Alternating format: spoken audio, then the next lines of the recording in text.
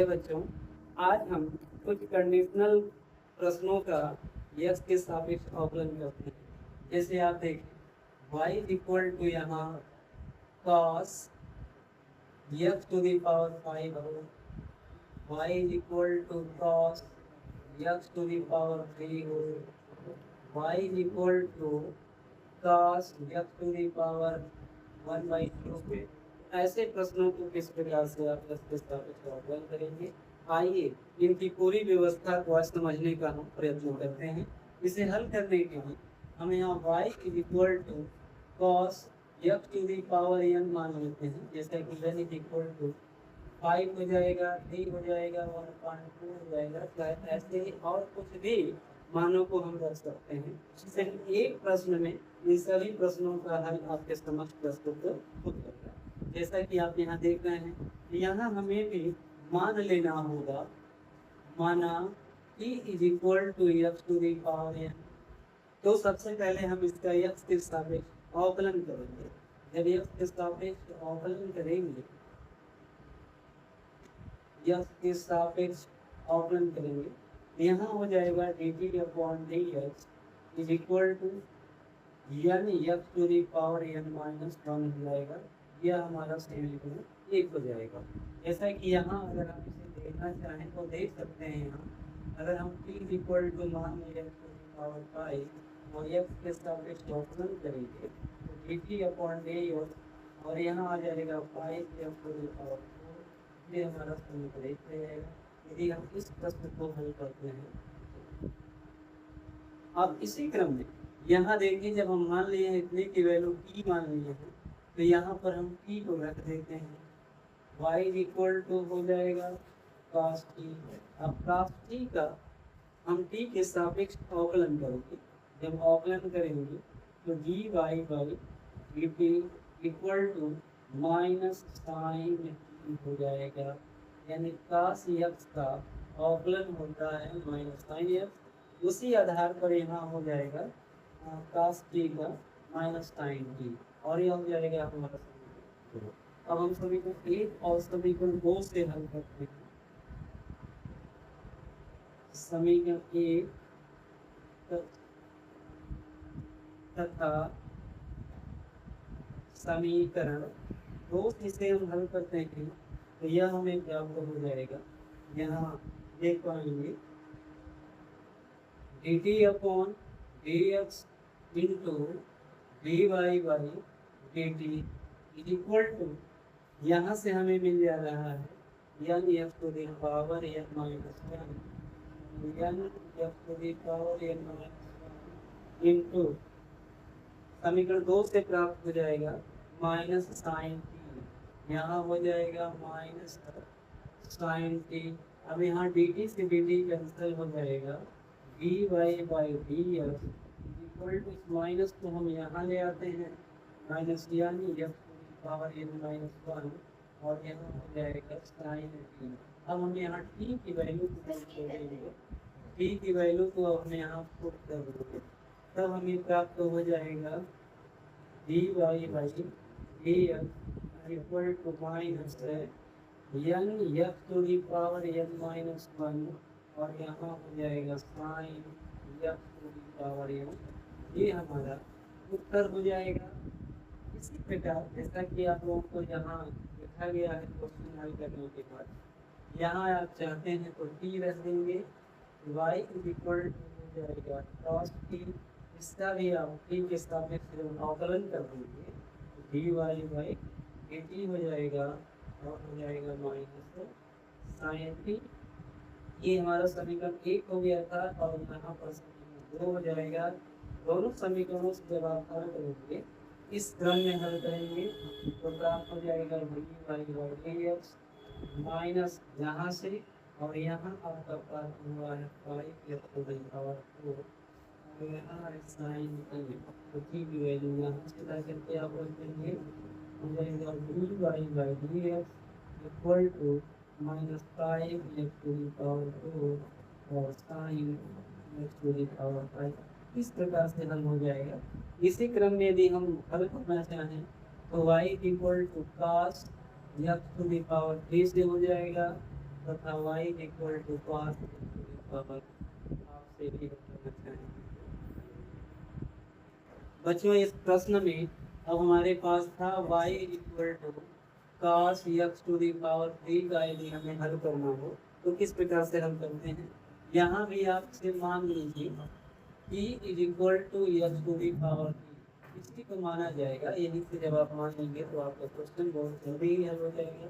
जब x के सापेक्ष इसका भी आप अवकलन करेंगे, x के सापेक्ष जब आप इसका अवकलन करेंगे यहाँ प्राप्त हो जाएगा dt upon dx 3x square हो जाएगा, ये आपका समीकरण 1 हो जाएगा। और यहाँ पर अब t का मान यहाँ t को रख दिया जाए, y इक्वल टू हो जाएगा cos t, क्योंकि x टू दी पावर 3 की वैल्यू यहाँ पर हमें t को रख देना है, t को रख देंगे। तो यहाँ पर अब t के सापेक्ष हमें अवकलन करना होगा।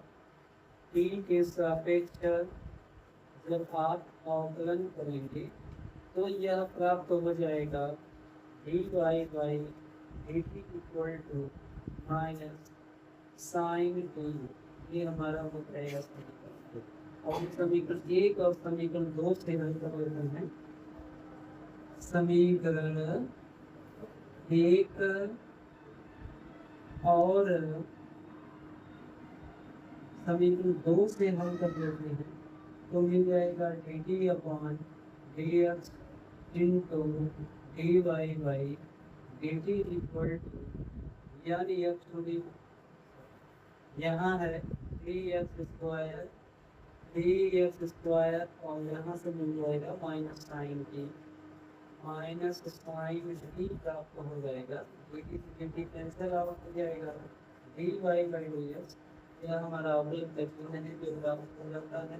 अब यहाँ हम लिख लेते हैं minus x square sine t प्राप्त हो जाएगा।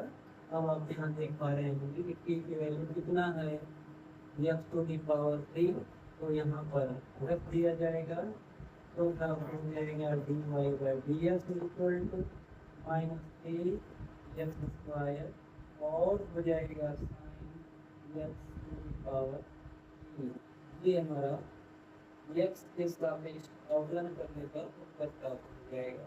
अब इसी क्रम में एक प्रश्न और है, इसे हल कर लिया जाए।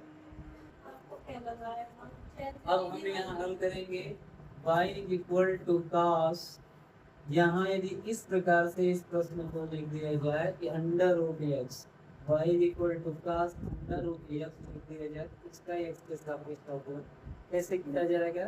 देखने में तो कठिन लग रहा है लेकिन यह बहुत आसानी से हल किया जा सकता है। जैसे आप देखें, हमें हम मान लेते हैं इसे t equal to under root x मान लिया। आपको पता है कि जब अंडर रूट को आप हटाएंगे तो स्क्वायर के रूप में हो जाता है, सॉरी पावर उसका हाफ लग जाता है। यहाँ डी इक्वल टू हो जाएगा x to the power half. और अवकलन हमेशा घातों के सापेक्ष अर्थात घात रहेगा तभी किया जाएगा। कड़ी वाली संख्याओं को घात के रूप में बना करके ही लगाया जा सकता है, अन्यथा हल करना आसान नहीं होगा।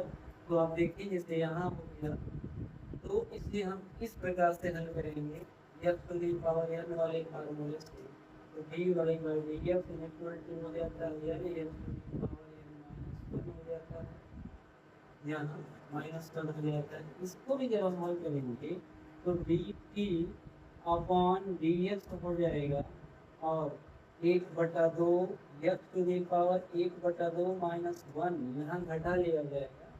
जब इससे हम हल करते हैं dt upon dx equal to 1/2 और x to the power half में से 1 को घटाना है तो यहाँ मिल जाएगा हमें माइनस हाफ। जब माइनस वाली संख्या आ गई है तो आप यहाँ देखें इसे इस प्रकार से भी लिखा जाता है, x to the power minus 1 है, इसका मान 1/x हो जाएगा। जैसे x to the power minus 2 है तो इसका मान हो जाता है x to the power square ऐसे हो जाएगा। उसी प्रकार से यहाँ जब लिया जाएगा तो dt upon dx is equal to हो जाएगा हाफ और 1/x to the power half हो जाएगा।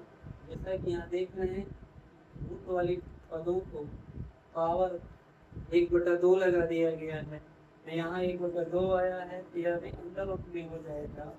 dt upon dx is equal to 1/2 और यहाँ हो जाएगा अंडर रूट x। यह हमारा जो है समीकरण ठीक हो जाएगा। अब यहाँ हम t रख देते हैं, जब t रख करके हल करेंगे यह प्राप्त हो जाएगा। देखिए हम y इज इक्वल टू हो जाएगा cos t हो जाएगा, और इसका t के सापेक्ष हमें अवकलन करना पड़ेगा, तो यहाँ हो जाएगा t के सापेक्ष अवकलन करने पर t के सापेक्ष अवकलन करेंगे dy बाई dt हो जाएगा equal to minus sine t हो जाएगा, यह जो है समीकरण 2 हो जाएगा। अब हमें समीकरण 1 और समीकरण 2 से हल करना होगा।